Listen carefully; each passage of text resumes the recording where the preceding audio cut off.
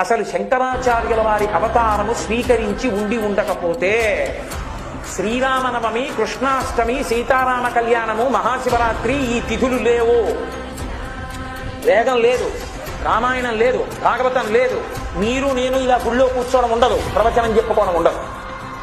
శంకర భగవత్పాదుల అవతార స్వీకారము చేసే వేళకి లోకంలో ఉన్నటువంటి స్థితి అటువంటి స్థితిలో ఏ రాజు ప్రాపకం లేకుండా తనకు తానై ఒక్క వ్యక్తి సత్యదండాన్ని చేతపట్టి భరతఖండం 4 చెరగుల సన్యాసాశ్రమ ధర్మ ప్రకారం పాదచారి అయి పర్యటించి అవైదికమైనటువంటి వాదనలన్నిటినీ ఖండించి మళ్లీ సనాతన ధర్మ వైభవాన్ని పునరుద్ధరించి సనాతన ధర్మాంతర్గతమైనటువంటి అద్వైత సిద్ధాంతాన్ని ఆవిష్కరించిన మహాపురుషులు శంకర భగవత్పాదులు.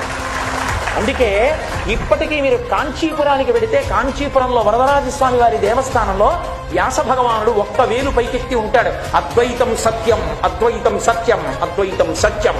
శంకరుల చేత వేదాంతర్గతముగా ప్రబోధింపబడిన అద్వైత సిద్ధాంతము పరమ సత్యము అని వ్యాసుడు చాటి చెప్తూ ఉంటాడు వరదరాజస్వామి గుడిలో. వారు పెట్టిన భిక్ష ఇవాళ మిగిలిన తిథుల్లో మనం చేస్తున్నటువంటి ఈ ఆరాధనలన్నీ వారే లేకపోతే సనాతన ధర్మం కుడిగట్టిపోయి ఉండేది.